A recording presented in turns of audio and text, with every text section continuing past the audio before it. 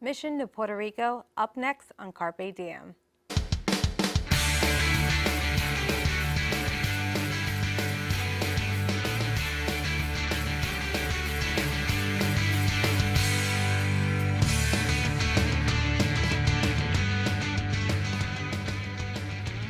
Hello and welcome. I'm Krystal Acosta, series producer of Carpe Diem. On September 20th, 2017, Puerto Rico was hit by one of the most catastrophic hurricanes in history, Hurricane Maria. Maria left the island without power, not only for days, but months. Communication within and to Puerto Rico was brought to a complete standstill. As someone of Puerto Rican descent, I was greatly affected by what was happening and knew I had to do something. My colleagues and I assembled a team of students and staff from Montclair State to spend their spring break on the island and capture the stories and the spirit of its people. Joining me now are two of those students, Madison Glassman, a senior journalism major, and Laura Galarza, senior communication and media arts major, and my colleague, Thomas Franklin, assistant professor in the School of Communication and Media here at Montclair State. Welcome and thank you all for joining me today. Tom, let's start with you. What value does a trip like ours bring to the students and the university? Well, I mean, as somebody who comes from the journalism industry and having traveled to cover news stories, around the world, I think that there's great value in getting outside of your comfort zone and going to faraway places and meeting people and reporting on people who have, encountered hardship or challenges. And this was an opportunity for us to bring students outside of New Jersey to go and report on a story that was very much in the headlines. Even though it was 6 months later, it was still a news story that was evolving. And so it gives students a chance to really get outside their comfort zone and put to use some of the skills that they've developed during the time here at Montclair State. Why was it important for you to be involved in this mission? Well, partially you, partially Steve McCarthy and Dave Sanders, who have taken students abroad before. I've gone with them on a trip to Greece last year where we did reporting on the Syrian refugee crisis. But I think that what was happening down in Puerto Rico was, was shameful. And that's, Puerto Rico is a part of this country. And the fact that 6 months later, people are still without electricity and running water, that's a story, and that's a story that needs to be reported on, and we have a large Latino population here at Montclair State, and so this was very relative to our students and for our area of study. Yeah, and Laura and Madison, you chose to, rather than spend your last spring break in college away on vacation, you chose to go in an area that's in crisis. Laura, what drew you to this project? I've always wanted to help out. I wanted to do journalism in other countries, and once I found out about this and everything that's been happening in Puerto Rico, I needed something I wanted to do because I didn't know how to give back, even though we didn't actually do actual manual stuff. Telling their story, that's a way to showcase what's happening in Puerto Rico, and something I really wanted to do. And Madison, what about you? So I actually came on the project a little bit late. I decided 2 days before you guys were leaving on the trip to join. Steve McCarthy came up to me and said, we're really going to miss you on this trip. I think it'd be a really good experience for you. Hey, we have some room on the couch if you want to come and stay. And it got me thinking. So I booked my flight to San Juan 2 days before. And I'm so happy I did. I learned so much. I've never been to Puerto Rico.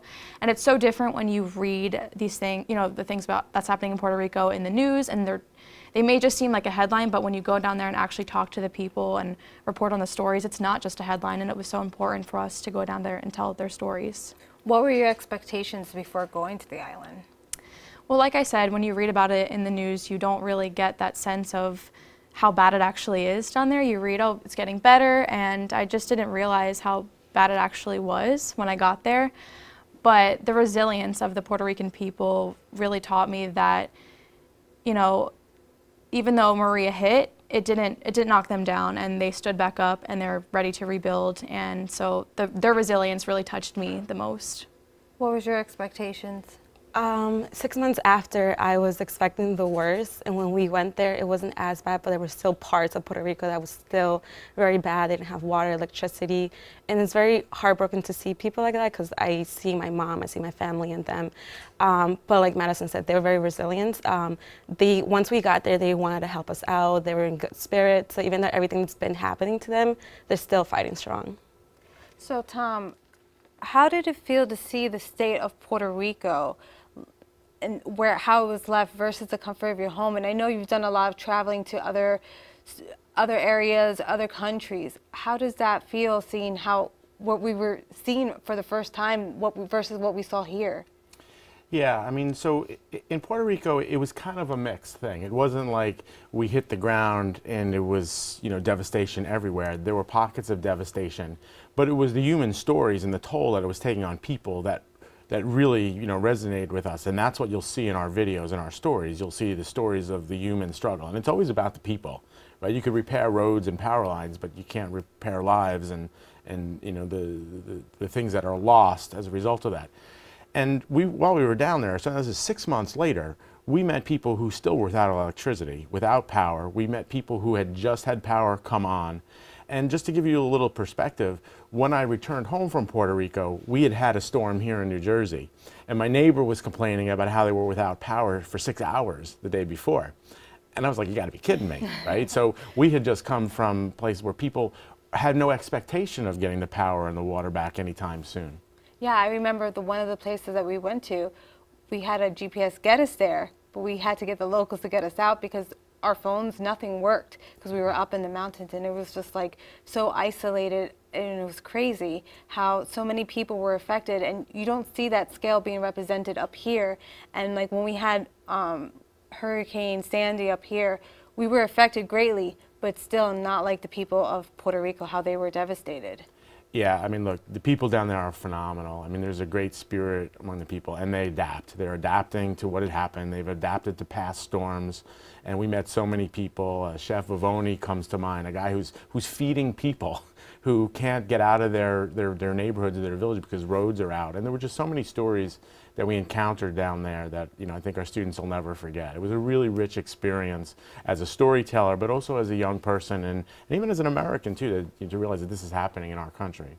Well, what was great, Tom, was that this was a joint effort among multiple groups, organizations, and people. One of our key collaborators was the University of Puerto Rico. How did they come on board? Yeah, so I'm glad you asked that. The University of Puerto Rico in Rio Piedras, we contacted them before the trip. And so this wasn't just going on a trip and doing reporting for a week. The students did weeks and months of reporting and pre-production. And so we had made contact with these students at the university, and they happened to be on spring break. I'm sorry, they were in between semesters when we went down there. And 3 students gave up their time, and it was as rich an experience as we could have hoped for. They were helpful, they were friendly, they were knowledgeable, they were really smart, they were savvy, they knew the island, they knew stories. They helped us connect with subjects that we could report on. They were subjects in some of our videos, and it was a really rich cultural and educational experience for our students.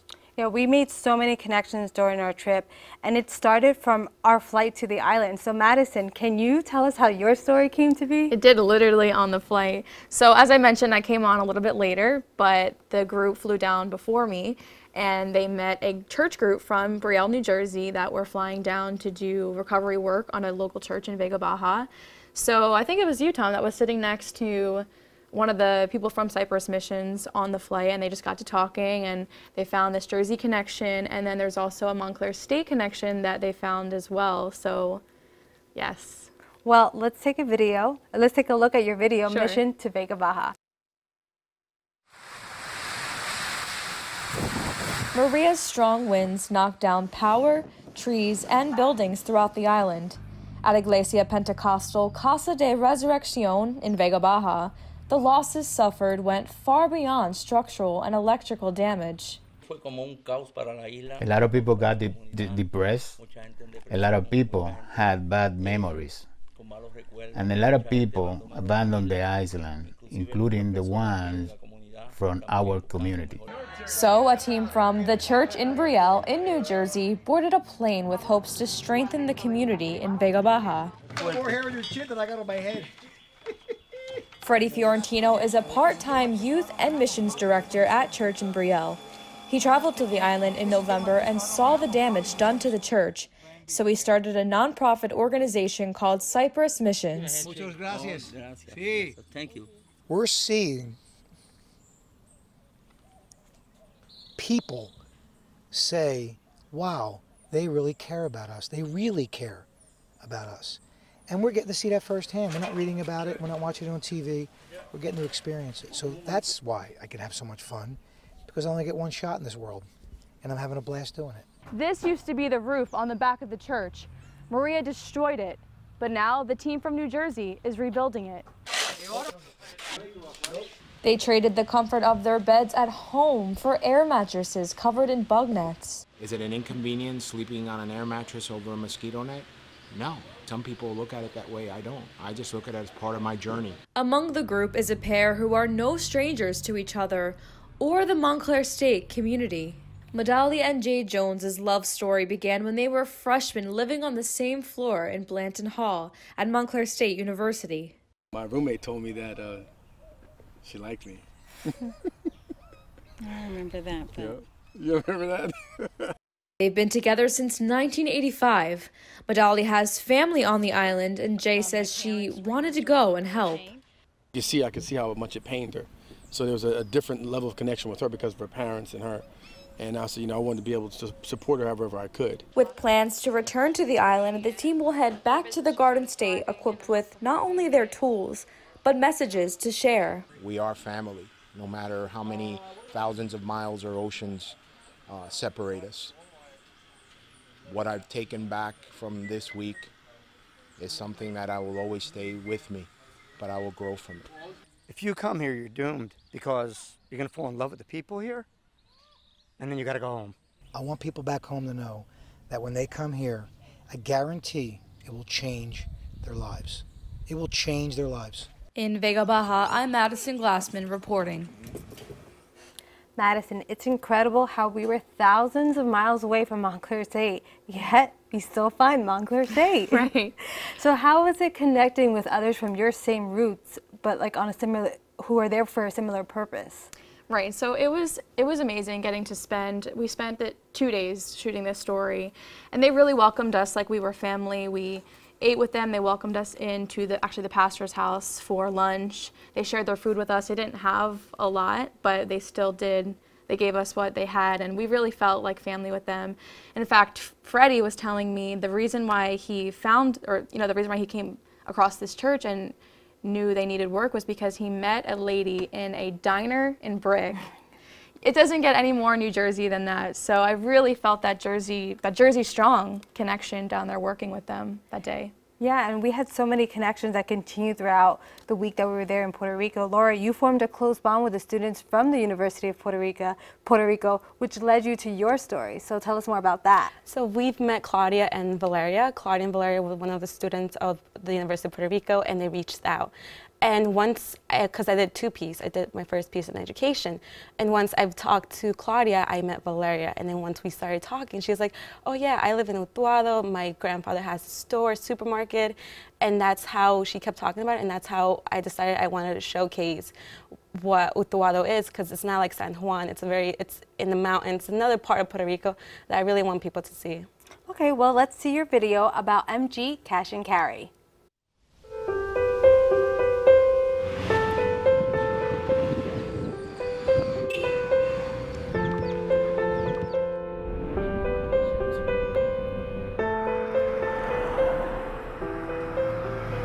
Valeria Gonzalez is a University of Puerto Rico student from the town of Utuado. The town's name comes from the native Taíno language, which means between the mountains. Valeria's grandfather, Manuel, opened the MG Cash and Carry Market 56 years ago. It's the center of life in Utuado. Hola. Hello. This is my cousin. Hi, cousin. She's a cash register here. Hi. And my grandpa's right there. Okay. Valeria was home when Maria struck. During that time, we started seeing the rivers overflowing. We had to start seeing landslides in the back of my house. Utuado was devastated. Valeria took these pictures in the days after the storm. I literally felt like I was in an episode of The Walking Dead.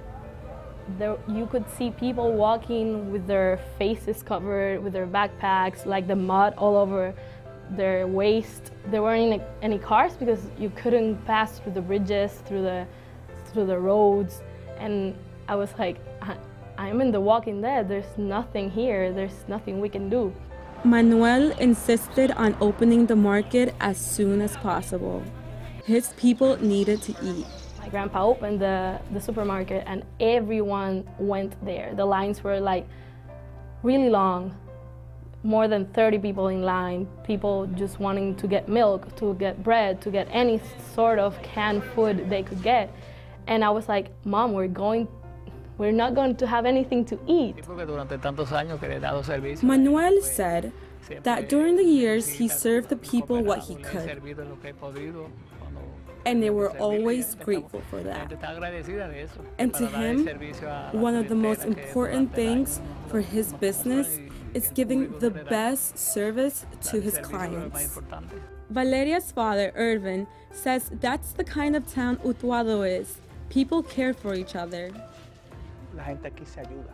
Irvin said that the people of Utuado help each other. They see the needs of their neighbors, and they come together to figure out how to deal with the situation. And for him, that's something beautiful about the people of Utuado. He's always been there for all those people that are our neighbors. And we couldn't, he said like, everyone came like, oh, thank God you're open. MG Market has been up and running since, but is still struggling to get some food items. MG will remain open and continue to feed its people.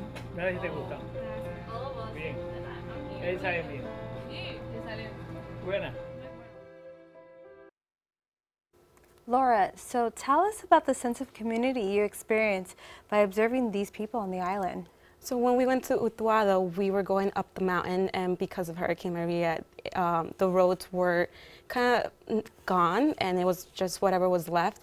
And while we were going there, Valeria, she was just kind of like being our tour guide, and every house that we went, she's like, oh, my cousin lives there, my aunt lives there. So I sensed like her family lived in all part of Utuado.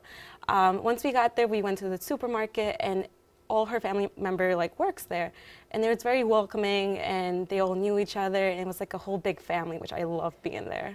Well, community has been a key to success in rebuilding Puerto Rico, which leads me to my story that hits close to home. For years before I was born, my family would always go to a neighborhood restaurant called Galloway's. As you'll see, Maria knocked it down, but not out. Let's take a look.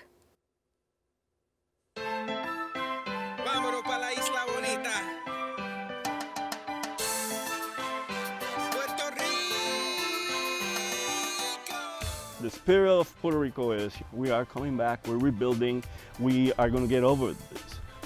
It will never be the same, but Puerto Rico, as Puerto Rico, is here to stay. It's not going away. This is Galloway's, a family-owned restaurant in Puerto Rico's Boquerón Bay with a long and colorful history that dates back to the 1950s. G's, as the locals call it, is the largest employer in town, welcoming people from all walks of life to its waterfront dining. This is the place that we could all be together, and all our neighbors could just be together having good times, and we have a lot of memories in this restaurant. On September 20th, 2017, Hurricane Maria washed away more than 2/3 of this community landmark. I was the first one to come here. It was a few hours after the hurricane, and I expected the place to be completely gone, you know, because after seeing those wind gusts outside of my window at home, I was like, it's gone completely. So when I got here, the front was still there, so I was like, oh, well, it might be like Hurricane George, you know, just a lot of damage in the kitchen, a lot of damage in the back. When I saw these, I said, oh, we're going to be fine. But it's when I came here and see these doors that were kind of trying to open themselves, I thought, oh my God, everything was pushing this way. And you could only see like a peak, and when you look, you see water, and said, oh my God, there was not supposed to be water, you know, there is water there, but we never see it. When I went in the back, it was just all gone. We saw galloways, and it was all like 3 feet of sand. When I looked at the front, I was, ooh, it's still there. But when I looked at the back, it was all destroyed, and the whole island was destroyed. I cried like for 3 months so I could let go. Truly devastating once you realize what had happened. Maria swept most of Galloway's structure into the bay, forcing the roof to collapse, which ended up protecting the front of the restaurant, leaving a glimmer of hope for owner Wanda Carlo. So we came here, and the first thing we decided, let's just clean this place up to see if we can renovate this place, because we could not see anything. We just see everything gone, and we said, well, okay, let's see what happened. And we spent 3 weeks with only volunteers working here, only volunteers. People that were stranded here, strangers, came and says, what can we do? They didn't ask, you know, anything. Is, can we do anything? What can we do? And it was like that throughout the whole town, you know. People just came for 3 weeks and just pitched in. Nope, they weren't being compensated anything. I never thought that the history was gonna start all over again, because that was the way my father started the restaurant. He came here, it was a small little thing here. He came with his friends, and he started getting the permits, and all his friends started building. Now that everything went down to the ground, friends gave us the hand. After the cleanup came the rebuild. It was important for Wanda to keep her staff employed by hiring them as the revival crew. I felt that we needed to be back. People, they were part of their history, so people wanted their history to come back. Everybody here is very resilient. You know, Galloway's is such an institution in town. It has so much history with so many generations of people. It is a central and focused part, not only of the economy, but the societal integration of the tourism and the locals. Okay? This is a place where all cultures meet. Being the bay that we are, you never know who you're talking to. There is so much history, and this is what I love about this place. This is not just a family business, that this is part of the history of Boca Raton. This is going to keep on going for like generations. In the beginning, there was Galloways. In the end, there shall be Galloways again. Yes, we will be open soon.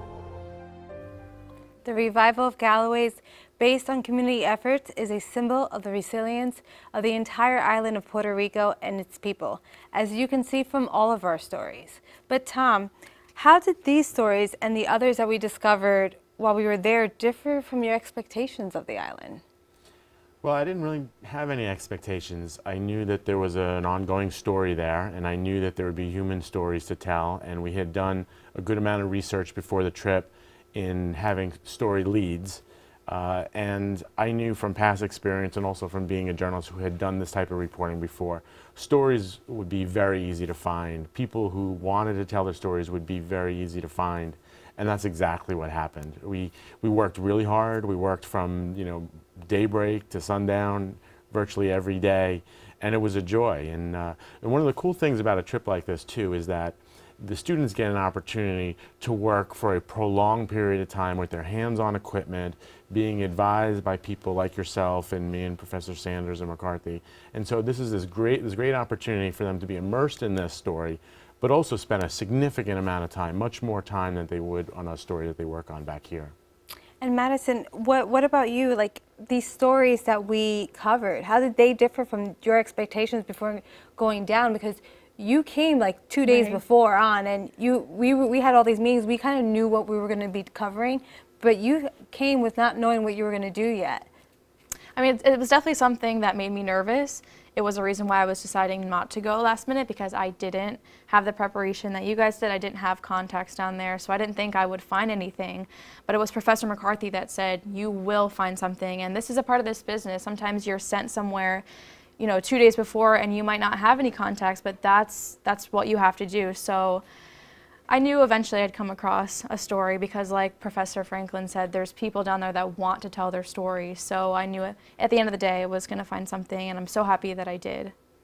So Laura and Madison, what did you both gain from this experience? Laura, we'll start with you. For me, what I've gained, it's a new perspective in like life and what other people are going through. A lot of times we take things for granted, not having water, like having water and all that stuff. I've also gained a friendship with Valeria and Claudia. Like we have each other on WhatsApp and like Snapchat. We like Snapchat each other. So I feel like I've gained a sister, a friend, and I just loved everything about Puerto Rico, and they're gonna keep going. And Madison, what about you? I think for me, my feelings are summed up in, I don't know if you remember, but the last 3 sound bites of my package that, you know, if you come to Puerto Rico, you're doomed essentially because you're going to fall in love with the people there, you're going to fall in love with the island, then you're going to come home. And I just remember coming home and being in the airport, Newark airport, and just taking a moment, and I thought to myself, wow, did that week just actually happen? And I got emotional in the airport because it was hard to believe that I actually had that experience. And like Laura said, we got so close with the students of the University of Puerto Rico. Although we're thousands of miles away, you know, there's an ocean separating us, and I've never been to Puerto Rico, I still was able to connect so well with these individuals who I'd never met. Here, Valeria and I are on the beach in Vega Baja singing to Hamilton, the musical. And I never thought I would have experiences like this, so it was really special to me. So memories that'll last forever, yes, I bet. Definitely. Tom, we have time for one last question, unfortunately, but how important is it to continue trips like this with students and the university and going to all these different locations? I think it's really valuable, and I think it's a hard thing to measure. But what I saw in this trip, and also the trip last year that we took to Greece, is that we saw our students working really hard, bringing passion and commitment to the story. And as a result, fun happens as a result of doing good work that you're passionate about. I see it on a regular basis. When students are engaged and they're passionate about what they're working on, real learning and development happens. And that's a win for everybody, not just for the students, not just for us as professors, but you know, for the university and the School of Communication and Media as well. Well, I want to thank you, Tom, Laura, Madison, for joining me today. In times of despair and destruction, the strength of Puerto Rico's people is a true representation of the spirit of the island and its future.